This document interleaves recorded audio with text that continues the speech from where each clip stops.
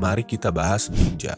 Seperti yang kita tahu, ninja adalah sekumpulan prajurit yang didesain untuk bergerak dari balik bayangan dengan skill mereka yang di luar nalar. Kayak bisa ngilang, pakai jurus bayangan, mengontrol elemen, ngelempar shuriken, ya macem-macem lah. Tapi pernah nggak sih kalian mikir ninja itu siapa, sejarahnya gimana, dan apa benar mereka bisa pakai skill-skill yang kayak di manga atau di film-film? Ninja atau shinobi, secara harafiah dalam bahasa Jepang bisa diartikan sebagai seseorang yang bergerak secara rahasia dan bertugas sebagai mata-mata di era feodal Jepang. Mereka-mereka ini terlatih dalam seni bela diri yang disebut ninjutsu, yang kalau diartikan secara kasar, ninjutsu ini artinya seni pergerakan sunyi.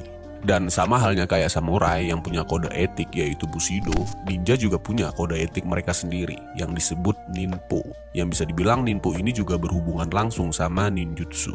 Walaupun secara keseluruhan kasta samurai lebih tinggi daripada seorang ninja, karena ninja atau shinobi kebanyakan dari kalangan bawah. Nah, dalam bahasa Jepang, nama ninja sendiri diambil dari kata nin dan sha yang artinya orang dan tersembunyi.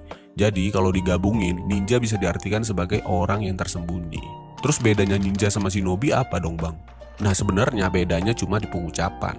Bahkan nama mereka nggak cuma ninja dan shinobi doang. Ada banyak nama yang bisa menggambarkan prajurit ini. Di era Asuka mereka nyebutnya shinobi. Terus era Nara mereka nyebutnya ukami. Era Sengoku mereka nyebutnya kanjiya atau rappa. Era Edo nyebutnya onmitsu. Dan era Taisho mereka nyebutnya ninjutsusa atau ninsa. Terus lain lagi nih menurut daerahnya. Kalau Kyoto dan Prefektur Nara nyebutnya Suppa, Ukami atau Daku, dan masih banyak lagi. Dan fungsi mereka juga kebagi lagi nih ke beberapa bagian. Umumnya ninja biasanya ditugaskan untuk mata-mata atau kancho, terus penyusupan atau teisatsu, serangan mendadak atau kisu, pengantar pesan atau haitatsu, dan ada beberapa ninja juga yang bertugas sebagai ansatsu atau pembunuhan secara diam-diam. Nah, yang paling menonjol, ninja sering disebut sebagai pencari informasi paling handal dan biasanya mereka akan selalu menghindari pertempuran yang gak menguntungkan. Karena filosofi mereka adalah mendapatkan hasil maksimal tanpa tenaga yang besar. Dan kebanyakan kesuksesan seorang samurai sangat tergantung dari keahlian ninjanya. Sebenarnya asal-usul ninja itu sampai sekarang masih jadi misteri ya, dan cuma sedikit doang yang baru terungkap. Karena menurut para sejarawan, para ninja sangat menutup diri. Jadi, waktu mereka punah, informasi tentang mereka sebagian besar juga ikut hilang. Bahkan sejarawan Jepang sendiri pada ikutan bingung nih waktu meneliti sejarah mereka. Namun beberapa sumber ada yang bilang ninja pertama kali muncul pada tahun 522 dan berhubungan banget dengan masuknya seni nonuse ke Jepang.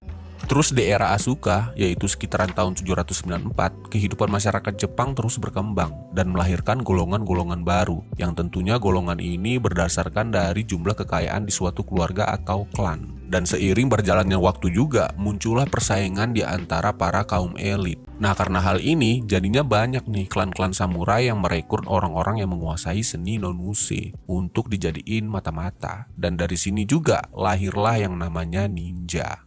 Menurut sejarawan Stephen Turnbull, para ninja biasanya direkrut dari kalangan bawah. Misalkan kayak anak nggak ada orang tua, atau pemuda yang udah kehilangan keluarga, sama orang-orang miskin yang sangat-sangat butuh naungan. Nah, alasan kenapa mereka direkrut dari kalangan ini adalah supaya mereka cuma punya satu tujuan, yaitu survive atau bertahan hidup, walaupun tanpa kehormatan. Dan ninja juga nggak terikat status ya, jadinya mereka bebas ngelakuin apa aja. Dan Kiyoshi Watatani, sejarawan Jepang yang meneliti soal ninja juga bilang, para ninja dilatih untuk sangat tertutup mengenai keberadaan maupun tindakan mereka. Karena mereka dituntut untuk selalu menghilangkan hawa keberadaannya di kondisi apapun. Tujuannya untuk memudahkan mereka nyusup ke zona musuh. Dan untuk menguasai hal ini, mereka harus melakukan latihan yang ekstrim. Seni ninjutsu sebenarnya hampir sama sih kayak cabang bela diri pada umumnya. Basicnya ya tendangan, lemparan, pitingan, terus kalau untuk pertahanan ada gerakan berputar, teknik menghindar, bantingan, dan juga gerakan kaki 1000 alias kabur atau meloloskan diri. Walaupun pada dasarnya seorang ninja bakal sangat-sangat menghindari kontak langsung sama lawannya.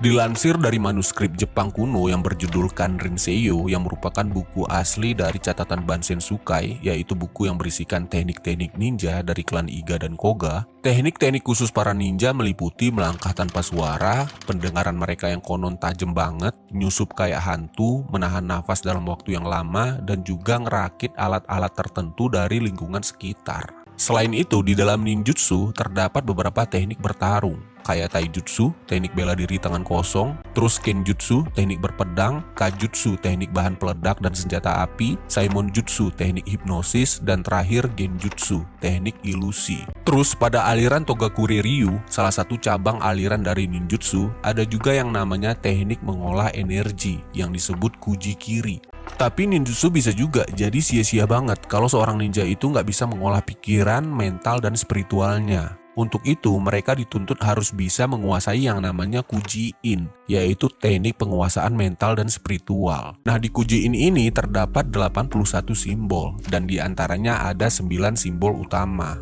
Yang pertama Rin, kekuatan tubuh, Hei, kekuatan menyamarkan kehadiran, Toh, kekuatan menyeimbangkan bagian padat dan cair pada tubuh, Sha, kekuatan menyembuhkan diri, Kai, kekuatan untuk mengontrol penuh fungsi tubuh, Jin, kekuatan peningkatan telepati, Retsu, kekuatan pengendalian telekinetik, Zai, kekuatan untuk melaraskan diri dengan alam, dan yang terakhir, Zen, kekuatan pencerahan pikiran dan pemahaman.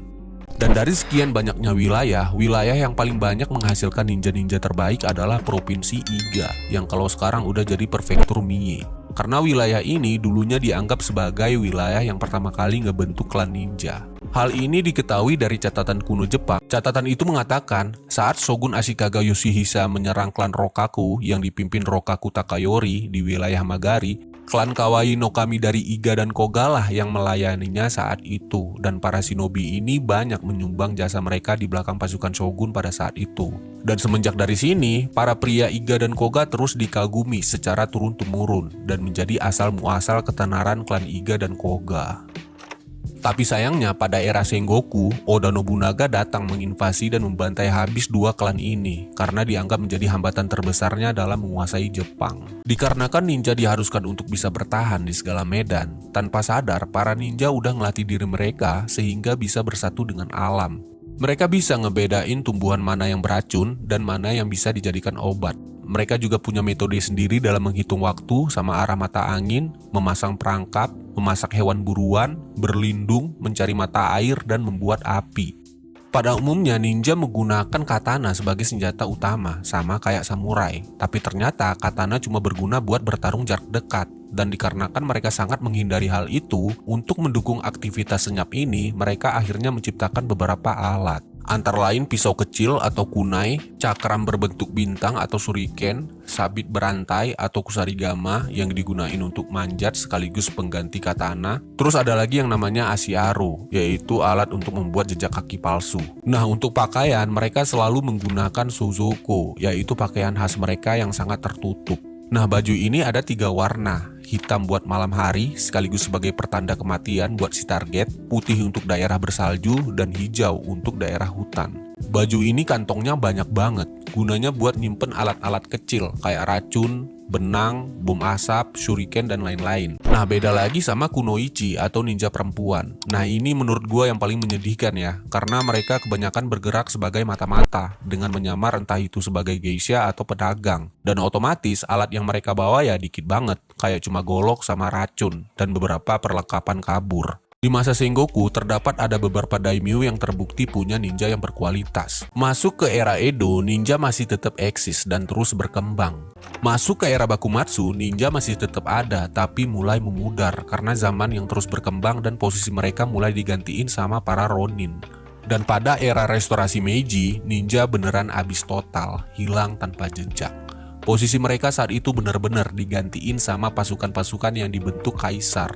Konon mereka ada yang ditangkep, terus dipenjara, ada yang dieksekusi karena terbukti mihak ke shogun, dan ada yang lari entah kemana. Walaupun ada beberapa juga ninja yang kemudian gantung senjata dan jadi rakyat biasa. Dan semenjak dari sini, sejarah ninja pun ikut menghilang. Tapi di tahun 1960-an ada sebuah keluarga ninja yang berhasil diketahui keberadaannya. Dan untungnya mereka mau ngebuka diri dan cerita dikit soal sejarah ninja. Dan pada tahun itu juga, untuk pertama kalinya, stasiun TV Jepang menayangkan dokumentasi ninja ke publik.